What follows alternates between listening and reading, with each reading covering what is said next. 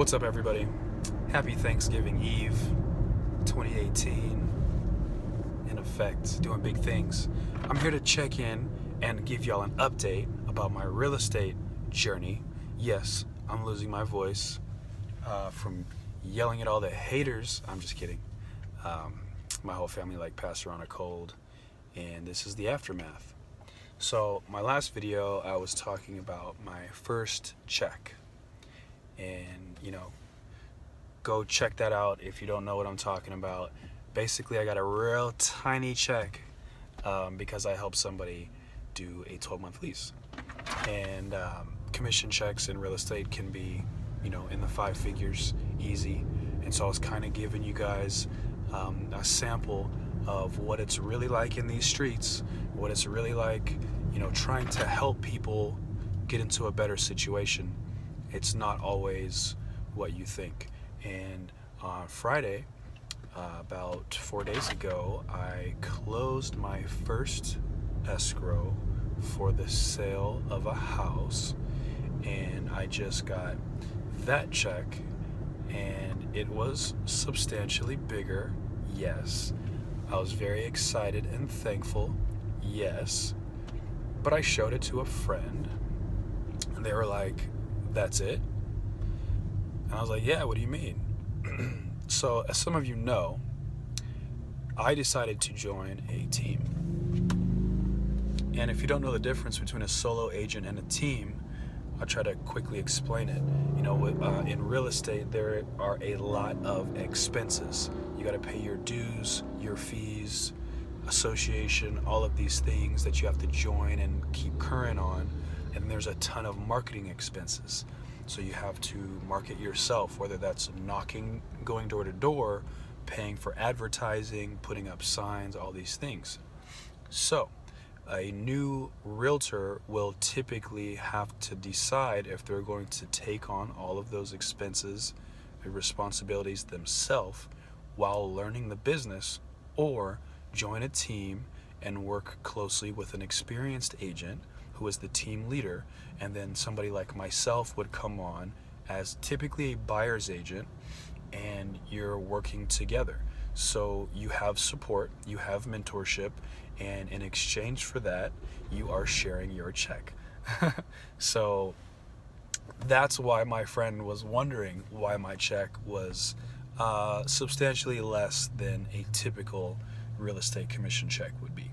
So I'm in Southern California, where housing is fairly expensive, but I'm also in a pocket of Los Angeles County that has a lesser economy than the average home price. We have a lower median home price than some of your luxury markets.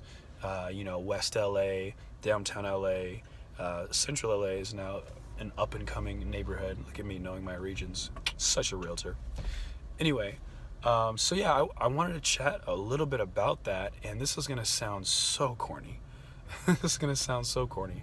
But at times like this, where maybe the effort and the money doesn't match in your mind, your expectations, you got to focus on your why. And this is something, if you're in the personal development space, you hear a lot of people talking about your why, which is basically the ultimate reason, the thing that keeps you going, the fuel for your fire, if you will. Most people will say it's their family, it's their kids, it's their desire to make an impact on the world. Whatever drives you the most is your why. There's a great book, it's called Find Your Why. I believe Simon Sinek, and he's also got another book, Start With Why. But if you don't know what your why is, if you're scratching your head right now thinking, what is he talking about? You might want to go check out that book. It's very, very helpful.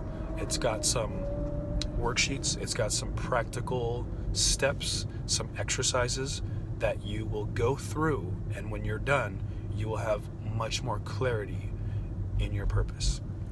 And I know these are big, lofty statements, but it's very important because a lot of people, in my opinion, are working for a paycheck. They're working for money. They're working for the weekend. They're working for items possessions, toys, trinkets, accolades, trophies, any number of things that is motivating you to go to work, to do what you do.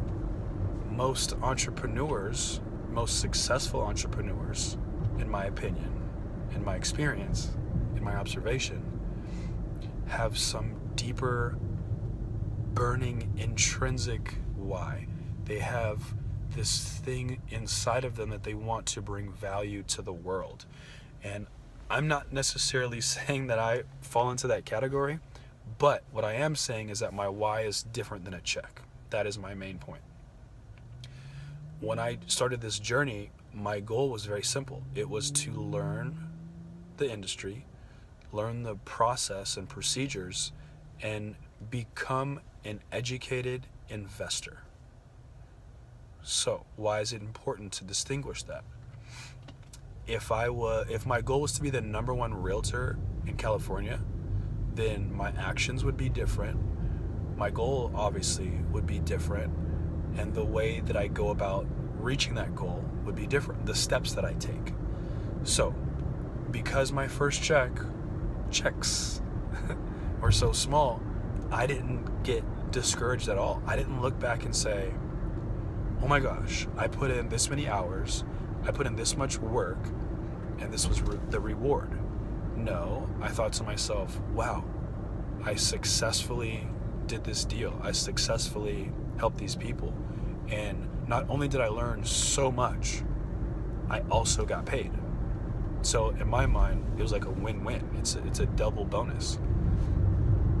So I don't know when I will consider myself done, or when I will think that I have learned enough to graduate to the next step, but I'm fully immersed in step number 1, which is learning the contracts, learning the whole dance, the negotiation of parties that are looking to engage in a real estate transaction. So I consider myself to still be a student, to still be in the real estate 101 phase. I'm a little, not conflicted, but I can imagine that some people would be like, oh my gosh, why are you sharing this information if you're trying to get business as a realtor? You don't want people to know how new you are. And there's this whole fake it till you make it craze, where people think it's okay to lie about their achievements, to lie about their accolades, or insinuate as such, until they actually have the resume to back up the fee that they're charging, or justify the position that they have, or whatever. I don't really see the need for that. I'm a little bit older. This is not my first career. I've been an entrepreneur, I've been an independent contractor, I've been in commission-only opportunities several times. So for me, it's, the learning, the journey is 100% part of it. And actually somebody, a new friend of mine who is a full-time investor in another state, they told me that they specifically look for new realtors to find them deals. Why is that? I'll tell you. A newer, inexperienced realtor does not have listings falling in their lap. They're hungry for business. They're out pounding the pavement. They don't mind doing legwork in order to get deals.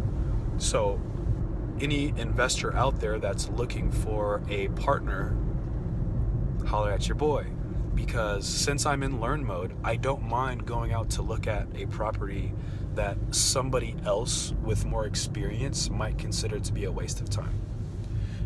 Because that's what I'm in this for. I'm in here to learn. So every time I look at a property, provided it's a new one that I haven't seen before, I learn something new.